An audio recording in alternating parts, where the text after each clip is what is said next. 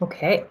So, hi everyone, and welcome back to those of you that came to yesterday's resume workshop. And for those of you that are new today, welcome to you. So, today we're going to chat about interviewing your way to a job offer, and we'll cover some tips and tricks all around that. So a few minutes ago, Aiden did mention that this webinar will be recorded. So I just wanted to remind everyone of that, and it will be uploaded to YouTube.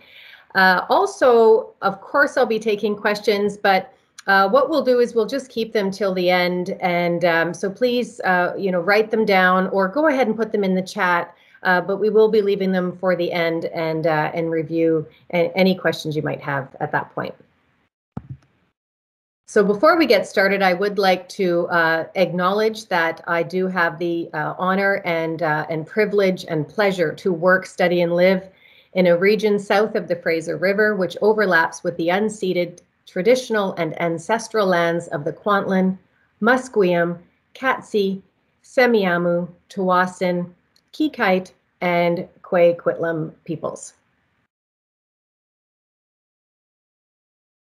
Before we hop into the interview workshop, I would like to cover a few of the services that CDC offers to students and alumni. I'll do this very briefly as some of you are returning from yesterday, and I did review it yesterday. So one-on-one coaching, we do offer that. Please go ahead and book an appointment through Advisor Connect. You can also send in your resume for edit suggestions and thoughts on how to improve it through resume review. You can also go ahead and find that on the CDC website. On Career Connection, and I hope you're all you've all signed up to use Career Connection, because there's tons of resources there for you.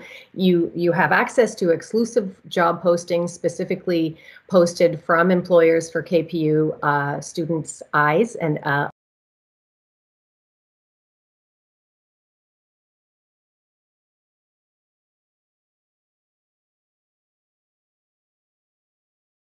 Sorry, Chantal. I think you're muted here.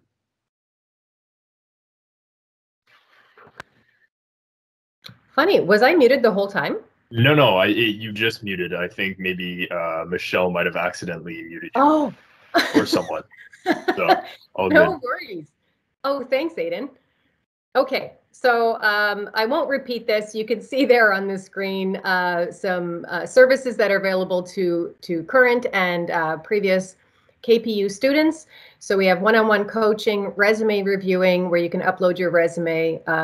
Please sign up on Career Connection. If you're here now, chances are you've already signed on to Career Connection, but that's where you get access to exclusive job postings. You can sign up for workshops, and of course, there's tons of resources. There's also virtual drop-ins. For those of you that don't want to make an appointment but have a quick question, you can do that on Tuesdays from 2 to 3 and Thursdays from 10 till 2. That link is also on the website. And then, of course, the CDC hosts hiring fairs and career fairs. So our most current or recent one that's coming up is next week for Get Ready, Get Hired. And then, of course, there's co-op and volunteer services that's offered through the CDC as well.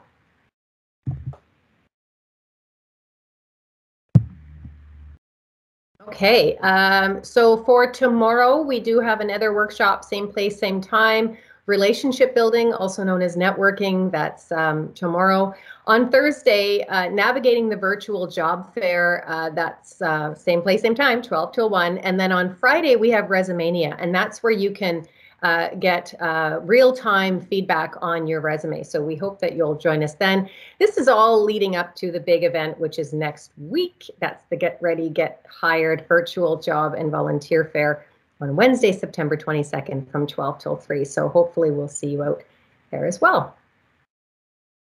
Here it is. This is what we're here for today. So what will we be covering today? Well, the purpose of interviews, different types of interviews. If you've had interviews before, some or one or more of these formats will be familiar to you. We'll talk a little bit about before and during tips, as well as common questions that you'll be asked, including behavioral style questions and a really great strategy for answering those. What to do after, including writing thank you notes, and then we're going to wrap it up and answer any questions you might have at that point. Okay, so what is the purpose of an interview? Well, there's 3 points to an interview, and essentially any question that the employer is asking you is to answer one or more of these topics. Number 1, your motivation. Do you actually want the job with this company? Number 2, do you have the skill set that they need in order to succeed in this position? Number 3, are you the right fit? Right? Are you the right fit for this company, including, you know, what their values are, the products or services that they deliver? If so, then it's a match. Now, this isn't just for you to go in there and them to determine if you're the right match for them. It's two-way street here. This is a meeting. This is for you to establish if this is indeed the type of company that you want to work for. Do you think that your skills will be relevant there? And do you think you'll have the opportunity to further develop your skills there? And do you see yourself fitting in? Do you see yourself fitting in with the company culture, with the team, with the product, with the services? So it goes both ways. This is not just for them to determine if they want to hire you. It's also a good opportunity for you to determine if you want to work with them, right? So it goes both ways. So types of interviews, these might be familiar to you. You might not have heard of all of them. Maybe you have. The pretty typical one, the standard one, is a one-on-one interview. So that's when you're being interviewed by one other person. But that being said, it's probably a little more common, and especially as you move through more professional jobs or careers, chances are it'll be a panel. So the panel is where it's you and a number of people representing the company interviewing you. So for example, you might have someone representing human resources, you might have the manager that you will be reporting directly to, and then there might be a third person, maybe a team member or a potential colleague. Pretty common, the panel interview. And then there's the group interview. For any of you that have done any customer service, or if you've worked for for seasonal types of jobs, then it's likely you may have attended a group interview. And so what we see there is we might see 1 or 2 people interviewing a large group of potential candidates, right? So you might start off with upwards of 15, 16 people, and then it gets narrowed down from there. So yeah, generally speaking, you see them in seasonal, sales, maybe even internships as well. Skill-based resumes, so that's when you have the opportunity, show them what you got, show them the skills that you have. So these are pretty common in trades, right? They might say, okay, hop on the CNC machine. In software, they might ask you to, develop a pivot table, or in presentations. Kind of like a position like mine, part of the interview process might require me to put together a presentation and deliver it to a panel of interviewers. And then we might also see case type. And so in that scenario, or in that situation, we might see the supervisor or the HR rep give us a case, give us kind of a scenario or a situation, and then we need to let them know step by step how we would deal with that particular situation. So it's very likely that these are scenarios that you might face in this position. So they want to see how you're going to work within that scenario. So we might see that kind of job interview in leadership roles or in areas of marketing. Okay, so you have the invitation to interview. Yay, that's fantastic. Look, there's balloons there. This person's floating. It's fantastic. Congratulations to you. If they don't naturally volunteer this information when they call you to offer you a meeting, it's okay to ask a few questions so that you feel really prepared for the meeting. Number one, who's going to be interviewing you? At that point, they might not necessarily know everybody, but they might have a definite couple of names for you to write down. It's a great time at that point to get the correct spelling. Okay, is that spelled with an I or a Y? And also make sure that you get their job titles correct. So jot those down because that'll come in handy a little bit later on. Logistics. So make sure you're going to the right location. If there's a few different locations, make sure it's very clear which location you're going to. Is there parking available? Do you check in with reception once you get there? And is there anything in particular that they would like you to prepare? So at that point, they might say to you, well, no, there isn't, but we can tell you that it's going to, there's going to be a lot of behavioral style questions or something. So just by asking that question, is there anything in particular I can prepare? You might get some really good insight to help you, come day of the interview. So feel free to ask those clarifying questions if they don't volunteer that information to you when they invite you in for the meeting. Okay, so you have the interview. Congratulations.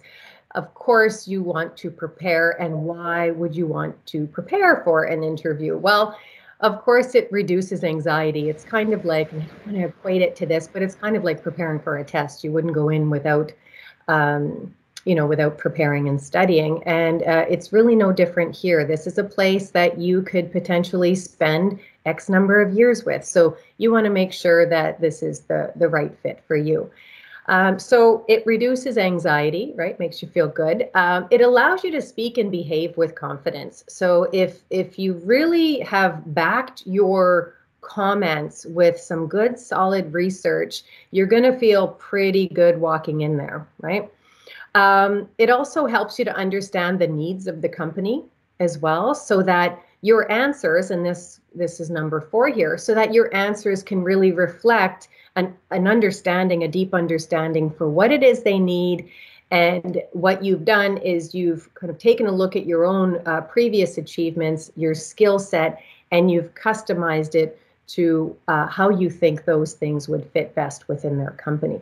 Number 5, this is a really great way to remind you how fantastic you are. And it's a really great way to remind yourself of the great things you've accomplished, the great skills you have and that you're developing. Some, really great examples of when you applied those particular skills and so forth. So it's a really nice opportunity for you to remind yourself. And during a job search, it's really needed that you get that reminder. Now, of course, in yesterday's workshop, we talk about skill statements and so forth. And so you've done a lot of the work already. When you've put together a great solid resume that then leads to an invitation to interview, then chances are you're well on your way to being prepared. Okay, so before the interview, I'm kind of mixing up here in person and online because things are opening up again. So it's likely it can be in person again. So the first thing you're going to want to do, of course, is to make sure that you dust off the old interview outfit. Make sure that it's clean, make sure that it still fits you. Do you even own a pair of pants still? Who knows, right? Who knows? And do they fit, right? So just being wearing something that you're comfortable and confident in, right? So when you're doing that company research ahead of time, you'll get an idea for the company culture, right? In terms of the types of clothes people are wearing and so forth. So you'll get an idea for what people wear, and then you just want to kind of take it up a notch from there. Be easy on the perfume and the cologne, preferably don't even wear any. Also, perhaps with lotions or, strong smelling shampoos and conditioners. Nowadays, people just seem to be quite sensitive to scents. So just be aware of that. If it's online, if your location or if your interview is online, then, at this point, you all know this stuff. You've been, meeting with professors and instructors online. You know this already, but gentle reminder, Make sure to have a good neutral background, nothing that's too busy, a quiet spot, good reception and lighting, and practice. Now, if you cannot get that at home, there are certainly places that you can kind of book private rooms at KPU that you can book in order to, have a little bit of private time and have a really great connection, like have a really great Wi-Fi connection. Is it in person? If so, again, confirm the location, which location you're meeting with. Make sure you have enough gas in the car. Make sure your compass card is loaded. It's silly little things like this that actually put us back. So, things that you can control, that's what you really want to, get a hold of. Make sure you have change for parking and all that kind of stuff. And then, of course, before the interview, you want to continue researching. Now, I say continue because I believe when you applied for this company, you did some research to determine if this is a place you want to work. So why is it that you want to work for that company? What makes them so special? Be prepared to talk about that because they will ask that question, right? So why do you want to work here? Why should we hire you? So Google, LinkedIn, annual reports, if you really want to step it up a notch, you can read their annual reports if they're a publicly traded company, and you can get copies of those annual reports through the Vancouver Public Library. They might post them on their website as well. But remember back when you had that invitation for the interview, you've written down the interviewers' names and positions. So you do have something to work with, and you can, maybe search them up on LinkedIn. I think it's a really great rapport building technique to research someone and then to bring it up perhaps in the meeting. I mean, you can even make a joke about it, right? Like, oh, while I was trolling your LinkedIn account, I noticed that you really like to race cars or whatever, right? So feel free to make a bit of a joke about it, but it tells them that you're serious about it if you're researching beyond the company. Okay. So, of course, before the interview, you want to actually practice pretty standard interview questions that you think they might ask you. Here's the thing, we can't predict everything that they're going to ask us, but we can have a pretty good idea. There's pretty standard interview questions that employers really like to ask. And there's also, if you just go on glassdoor.com, you're probably already familiar with this site, you can actually search for people who have reviewed the interview process that they've had with companies, and sometimes they even list interview questions that they were asked. So there's another good technique for you to use as well. Now, when you're actually preparing answers to those common or behavioral style interview questions, I would strongly suggest that you not write them in full sentences, like full proper grammatical sentences. It's one of the few times I would suggest you not do that. Because what happens is when you're trying to answer the question, you're so focused on how beautifully it was written that it doesn't come off as a natural response, right? It sounds very kind of choppy, and you're really more focused on the sentence itself than you are on the content. So when you're practicing or when you're preparing answers to those common or behavioral style questions, jot them down in bullet form, just so that you can focus primarily on the theme and not how beautifully you wrote it down, because we do not speak the way that we write, right? Practice makes better, not perfect, but it does make better, and it makes us more confident. So practice with a friend, or better yet, practice with a career coach. Hello. Through Advisor Connect, you can make an appointment for a mock interview, and we can review that together. So, feel free to do that, or practice in a mirror. Seriously, you can practice in a mirror. So some of you have probably already done this. You may have already done this when it came to class presentations or whatever it might be. So look in front of a mirror and look at her wearing her beautiful pink dress. Okay, so interview day. Now ideally you want to arrive about 5 to 10 minutes early. Any earlier than that, they might feel a little bit of pressure to meet with you earlier. So if you're there too early, then maybe, hang out in your vehicle or hang out closer to the bus stop where you got off. and, make sure that you know exactly where you're going, and then, arrive, check in I would say about 10 minutes at the front desk, if that's the protocol. If you're running late, call and explain why, but please, of course, it goes without saying, don't try not to. In Vancouver, it's notoriously horrible for traffic. So, depending on the time of day, and that might help if you do have an option to choose various times for the interview itself, then maybe consider a time where you will not be impacted by traffic. During that time, review your notes. I would suggest turning your phone off or on mute, and don't scroll through your phone during that time. If there's a magazine, pick it up, take a flip through it, or again, review your notes, or just sit there and, have a look around.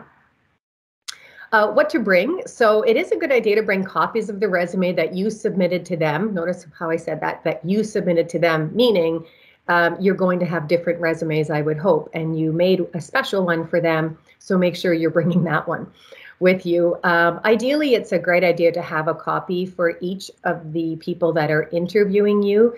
Chances are they will be reviewing it and referencing it throughout the interview. So if they didn't have time, they're running around, maybe they didn't have time to print out a copy of your resume, it's good if you can have a few nearby.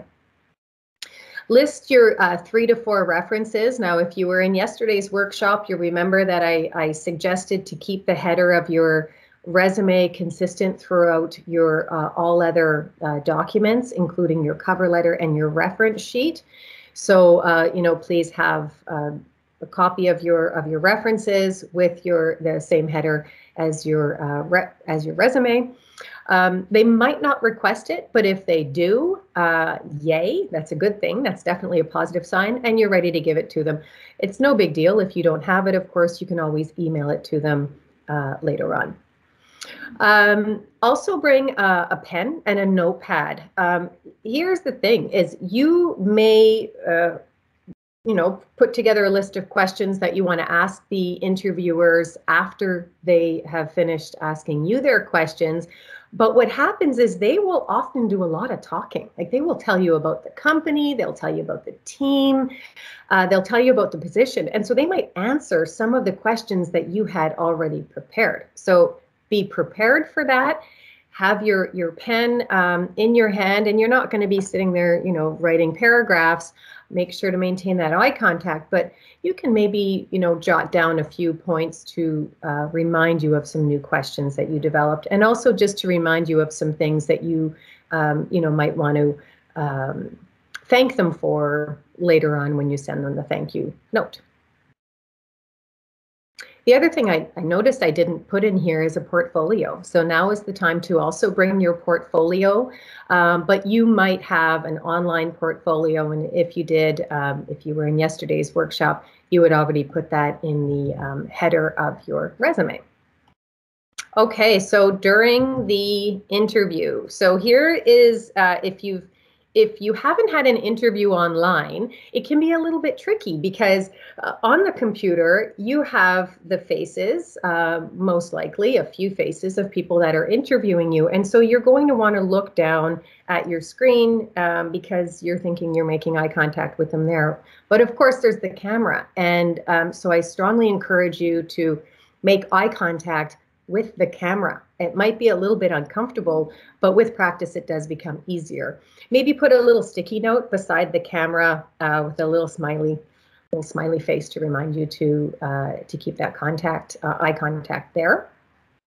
The beautiful thing about being online is you can have a copy of some notes next to you. Now, again, you're not going to want paragraphs written because it's really hard to reference them.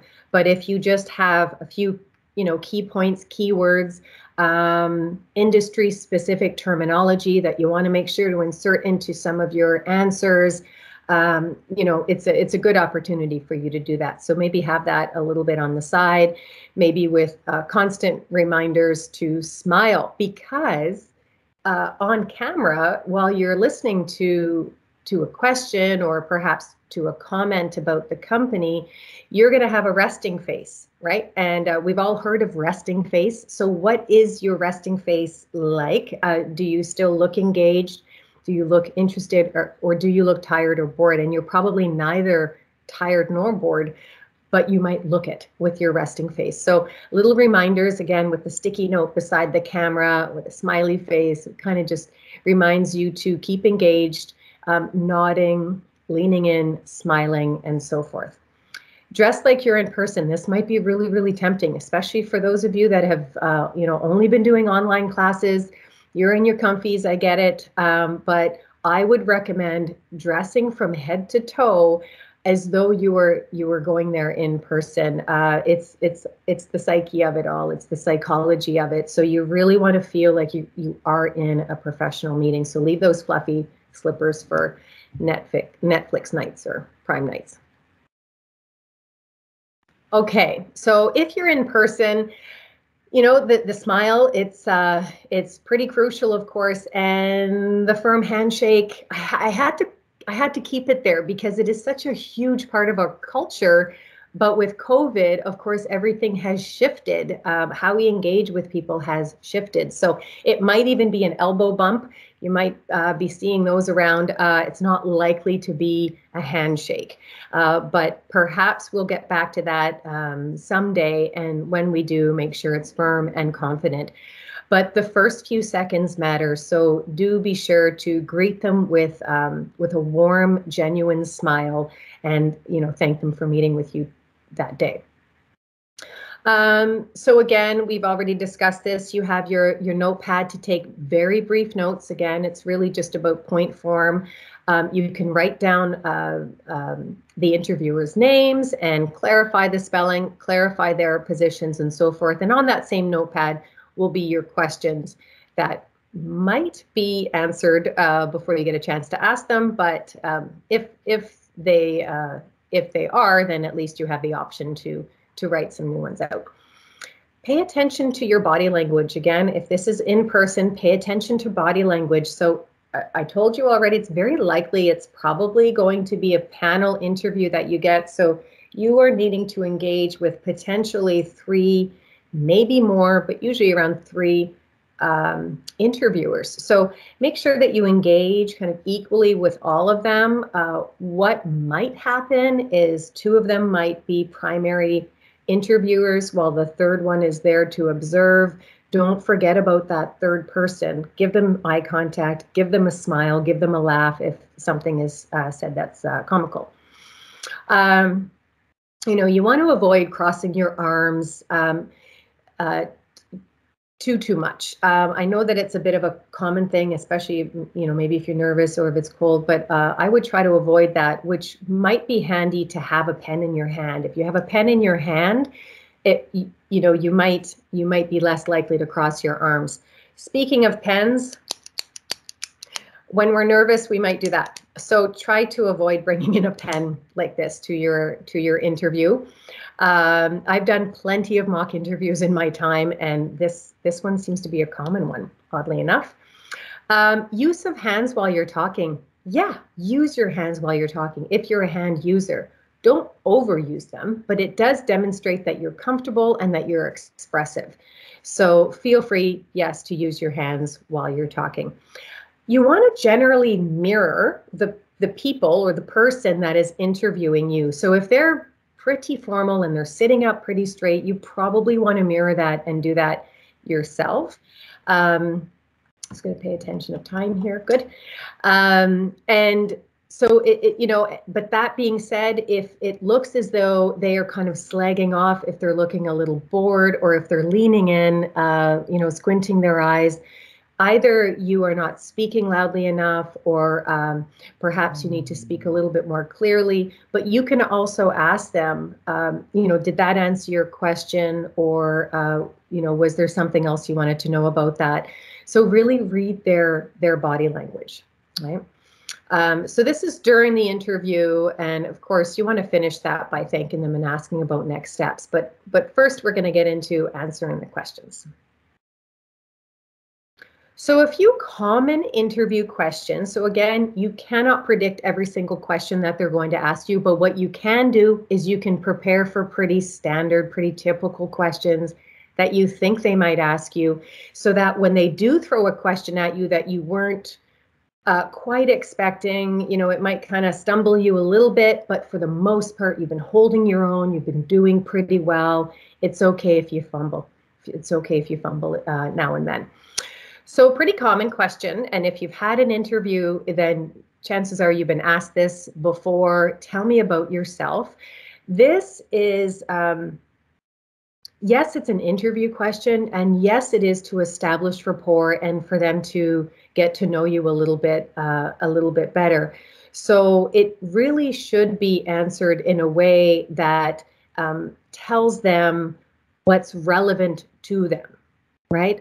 So generally speaking, it's good if you kind of think about the acronym WEP or WEP. So you want to talk a little bit about your work experience, your education, and a little bit of personal information about you, right? It is tell me about yourself. And you are not only your work and your education, you are so much more than that.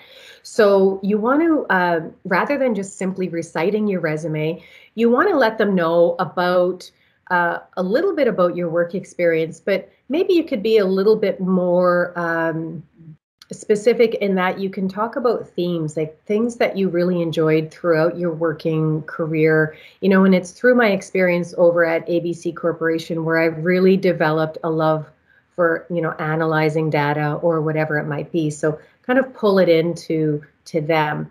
Same thing with your education. They know from your resume the education that you have. So why not be a little bit more specific and tell them, what it is that you're particularly good at, while you're studying in this particular program, or what specifically you really enjoyed about, being a student at KPU or being a student in this program. And then also talk perhaps about student life, right? So are you an engaged student? Are you part of any clubs or associations? Slip those in there as well. Finish off with a little bit of personal stuff about you. It can be things that you really enjoy doing, outside of work and school. It can be, something particularly interesting about you. It could be the fact that you really enjoy traveling and meeting with different cultures and so forth. If you can, turn it back to the employer, that's always beneficial, right? And I love animals. I volunteer over at the SPCA 1 day a week, which is why I'm really interested in working, for your vet clinic or whatever it might be. So tell me about yourself, work, education or academic, and personal. What is your greatest strength? So can you talk about your greatest strength? Now and first of all, is it strength or strengths? So if it's strength, focus on one. If it's strengths, then focus on, I would say, about 2 max. But they want to know, can you even discuss your strength? Are you confident enough to recognize and discuss those strengths, right? And ideally, you want it to be something that's relevant to the role, right? That makes the most sense. What's your greatest weakness?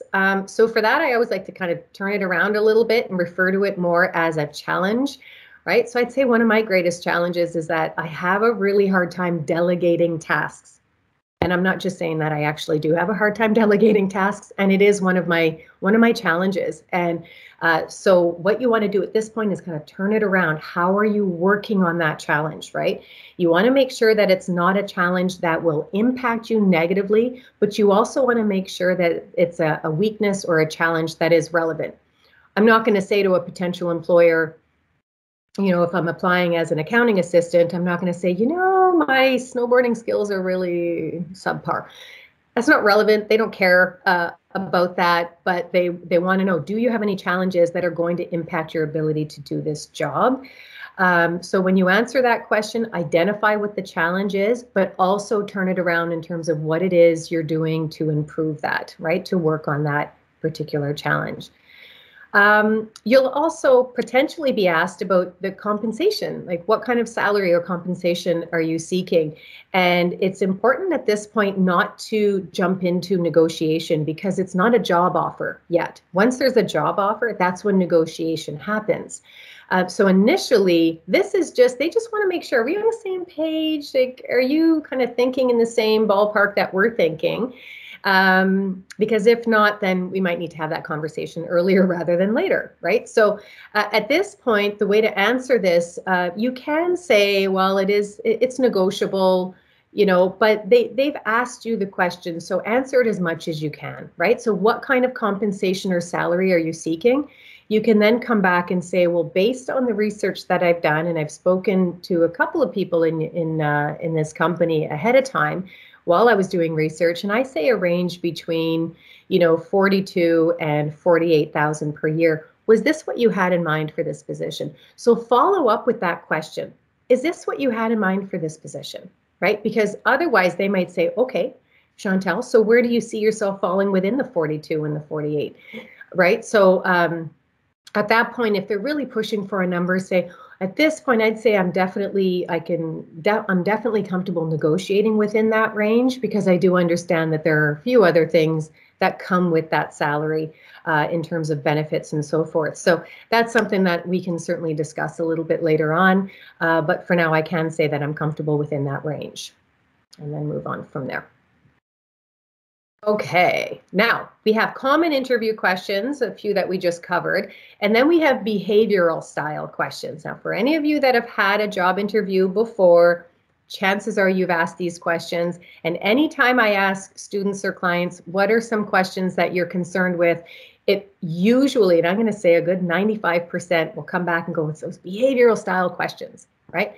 So those behavioral style questions. So the concept of a behavioral question is that it is a pretty good, for an employer, a pretty good indicator of how you will behave in a certain situation. So if you behaved a certain way in a situation previously, chances are you'll behave similarly in a similar situation in the future. So this is used to evaluate the candidate's experience and the behavior as it pertains to that particular position. Okay, so here's some examples of some behavioral style questions.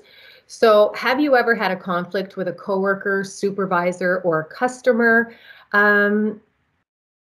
Okay, conflict's a big word. For some people, it means war, right? So again, it's really about semantics and just kind of turning it around a little bit. Maybe well, I think I would say more of a disagreement, but there was this time when, right? But if you've been in customer service for, I'm going to say 3+ years, yeah, you've probably had a difficult customer, right? So to say, no, never had one, never had a conflict with anyone, they're not really going to buy it. So even if it's just a slight disagreement, use that as your example. Tell me about a time you had to work under pressure, and how did you deal with that? That's a pretty common behavioral style question. What is one of your greatest achievements or accomplishments? And I'm going to give you a scenario, and I'd like you to tell me what you would do. So in that particular situation, that's more of a hypothetical, right? This is, well, okay, so in this situation, this is what I would do, as opposed to these other questions.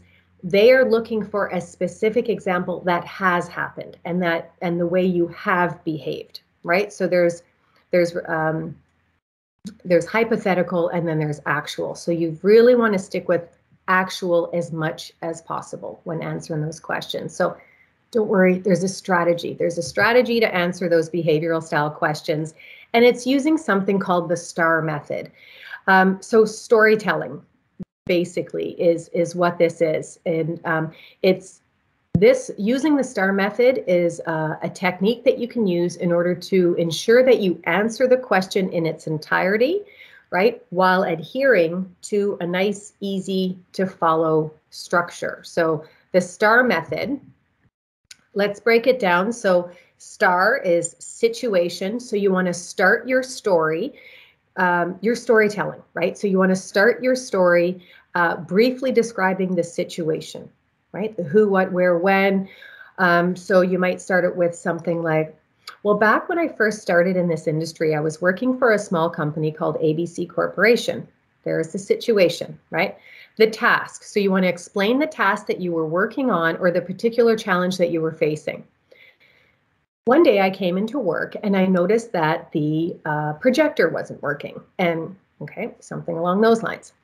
Action. This is the bulk of the story that they care about, right? It's because the action are the steps that you took, not your team, but you as an individual. So the steps that you took in order to, reduce the conflict or increase, revenue or decrease cost or, whatever it might be. So it's the actions that you took to alleviate the challenge or conflict, reduce the task time, decrease the cost, and so forth and so on. So you want to really focus on the specific skills that you developed or that you used during that time. Okay. And then the result. Here's the reality of the result, especially in the world of customer service. It's not always a positive ending, right? So you explain the situation beautifully. You identified the task that you were working on. You were really fantastic in highlighting those skills that you used in order to, reduce the stress or the possibility of conflict. But at the end of the day, the customer still walked out, stormed out. They were frustrated, whatever. The fact of the matter is, when we're dealing with humans, things are unpredictable. And so I don't want you to think, well, I have this example, but the result really isn't that positive. But I did such a great job up to that point. Then use it and just be honest with them, right? Be honest with the employer and say, now, even after all that, the person was still really frustrated and, whatever, stormed out. But what I learned from that was A, B, and C, right? So in a perfect world, you do have a positive result. And in many cases you do, but sometimes you don't. But it doesn't mean that you can't use that as an example for one of your behavioral style answers. Okay, so putting it into practice. And I have one here that I'm just going to read out very quickly before we quickly move on.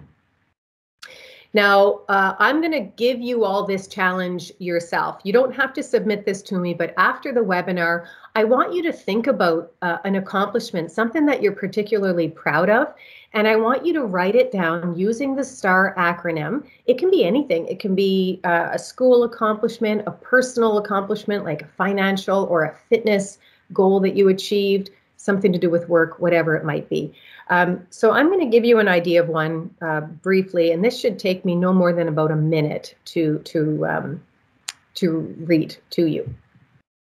So I was working as a server at Buns and Stuff, a small bakery or coffee shop in my neighborhood. But shortly after I started working, I noticed that we would have a lot of leftovers at the end of the shift. And while some things we could keep the next day, most things got thrown out. So I noticed there was a lot of waste. I noticed in my neighborhood, there was also a homeless shelter not too far away from where I lived. And I had the idea that maybe I can arrange to take those products at the end of my shift and drop them off at the homeless shelter. So before I contacted the homeless shelter, I asked my manager what she thought of that. And I said that I would, take this on myself as an initiative. And she loved the idea because she obviously didn't want to see food wasted. So anyway, so I contacted the homeless shelter and I suggested that I could bring it to them maybe, 2 nights a week or so forth. And they were actually so excited about it that they offered to come and pick it up, which was great because then I didn't have to take responsibility for that. So after about a month of this happening, the homeless shelter let this local newspaper, it's our local newspaper called The Local Chat. So they let the local chat know that our bakery or coffee shop was donating this food to them. And the local chat came and did a brief story about it. And then after that, we noticed that there was about a 10% increase in sales. So because of that, my manager then donated, in addition to the food, donated about 5 pounds of coffee a week. So I felt really, really good about that. So here's an example of STAR in action, right, about an accomplishment. And these are some skills that that you could pull out from that. So someone's taking initiative, right? They're quite dedicated to their job and to the community. They're kind-hearted. They have good communication skills, and they're great problem solvers. So you could probably pick out even more skills just in that example. So I challenge you to do that. At the end of the meeting, you have a few questions for them. Be prepared, like go in with about 4 or 5 questions, but I wouldn't ask them that many. Like pay attention to their body language, right? If you continue asking questions, you're going to lose your audience. So, ask questions that are specific to the job, specific to the company, specific to the team. Is this a newly developed position? Can you tell me about the team? Once you've answered those questions, then ask about follow-up. So I would suggest asking about 2 or 3 of the 5 you prepared, and then ask about follow-up. Okay, so what are the next steps? Will there be a second interview? Can you tell me when I should expect to hear back? Okay, very legitimate questions to ask. So here's your time to analyze. What was your overall impression? Are there areas that you need to improve? What didn't work? Where did you feel particularly strong? Did you ask the next steps question? And if not, then you can certainly follow up. So thank you notes. So sending an email is fine. Thanking, I would suggest thanking each person separately in an email, but you might choose to just send it to the primary person you've been communicating with. Within 24 hours of having the meeting, of course, you want to thank them for their time. And if you can pick out a specific thing that that person mentioned, for example, something like, it was really interesting to me how you spoke about ABC's involvement in the community, blah, blah, blah, right? So it tells them that you were listening and that you were engaged in the process. So if you can, be specific about something that was said in the interview and that you're looking forward to next steps. Final thoughts. One thing to remember is you got the interview because you wowed them with your resume, right? So you're almost there. You're almost there.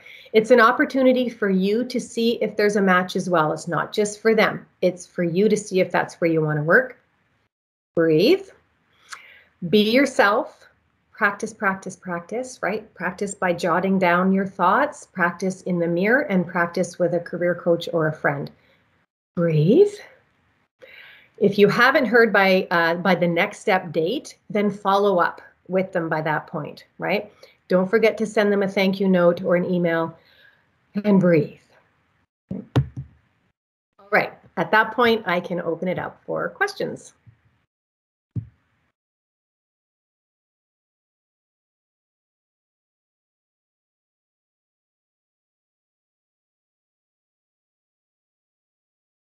So if you guys have any questions, just type it in the chat here and we can answer it for you.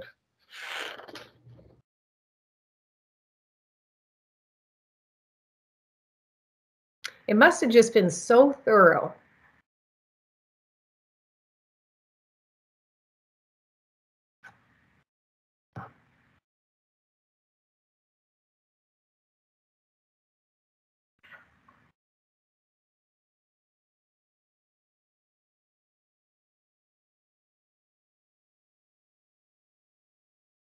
One thing I'll say, if no one does have any questions, there is an article that I wrote recently, and it is in the resources section on Career Connection about the importance of storytelling during an interview. So using that STAR acronym. So hop over to that if you want more information on using STAR.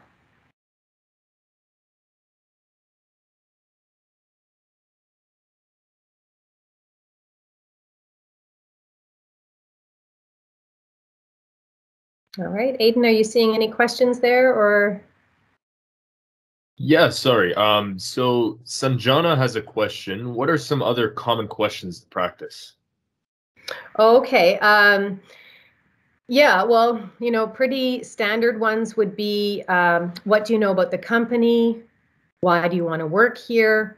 Why should we hire you? Right? Those are those are, or, what would your previous colleagues say about your working style? What kind of supervisor do you tend to work well with? There's definitely quite a few examples, and I will be uploading a list of pretty common interview questions kind of in the coming days up on Career Connection in the resources section. Awesome. And there's another one from Prem here. Is there a trick to get back on track when we suddenly go blank during the interview? Well, yeah, what you can say is you can ask them, did I answer your question?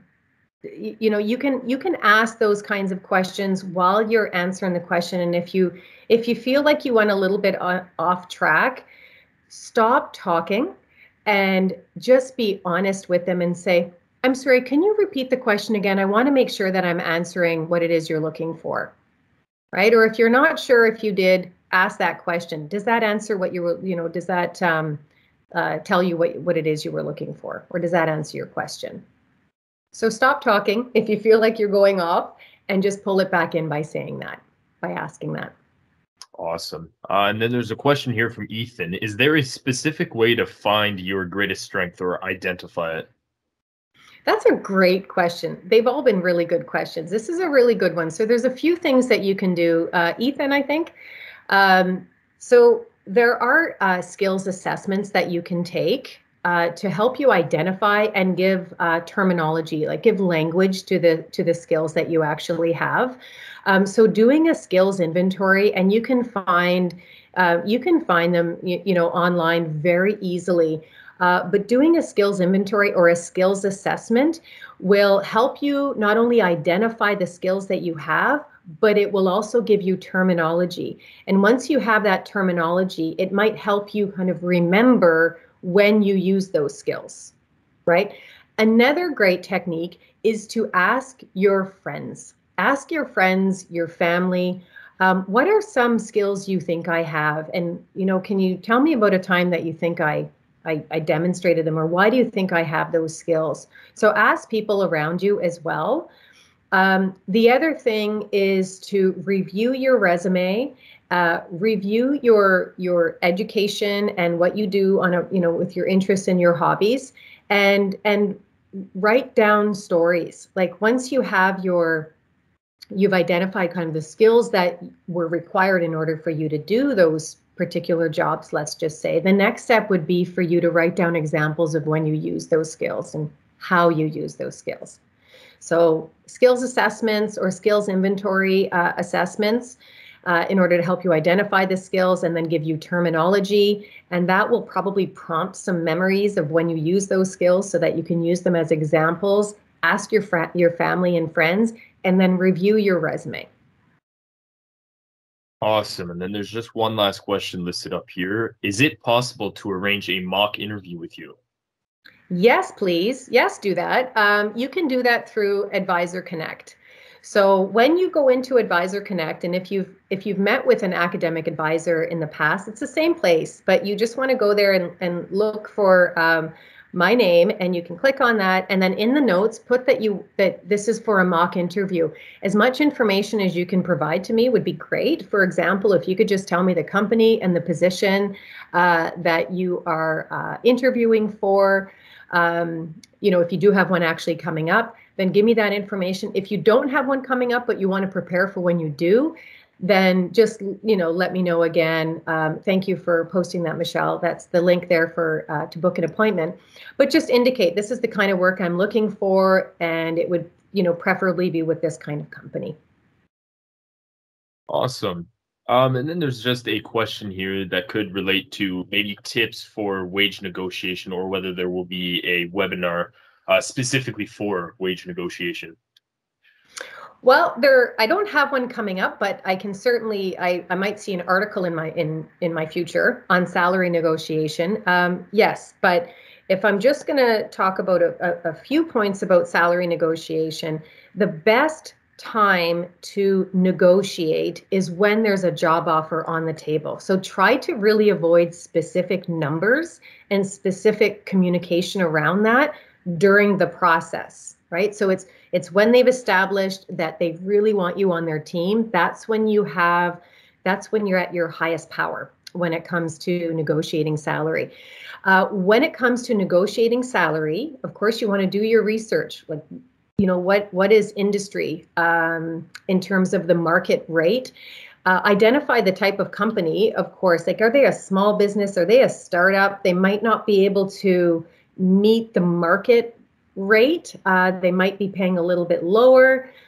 So, understand who it is you're negotiating with and where else they might be able to bend. So if they can't bend on dollars, they might be able to bend on your job title. They might be able to bend on working from home. They might be able to bend a little bit on your vacation time, because your salary is just your base. And then if they might offer, benefits in terms of pension and extended health and so forth, but they might also offer, really great vacation time. So you might be willing to go on the lower end of your salary because they offer a better, more competitive vacation. So in order for you to fully be in a position to negotiate, you have to be aware of what the entire package is.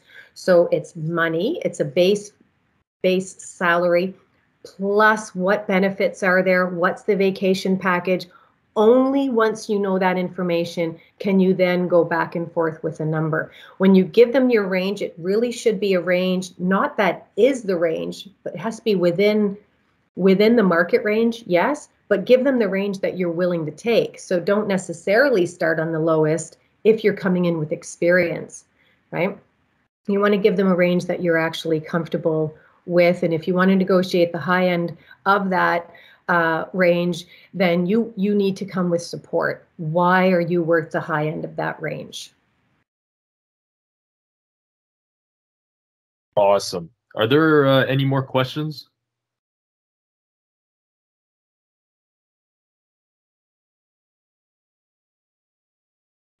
And if not, thank you, Chantal, for your great webinar. As I mentioned earlier, this is recorded.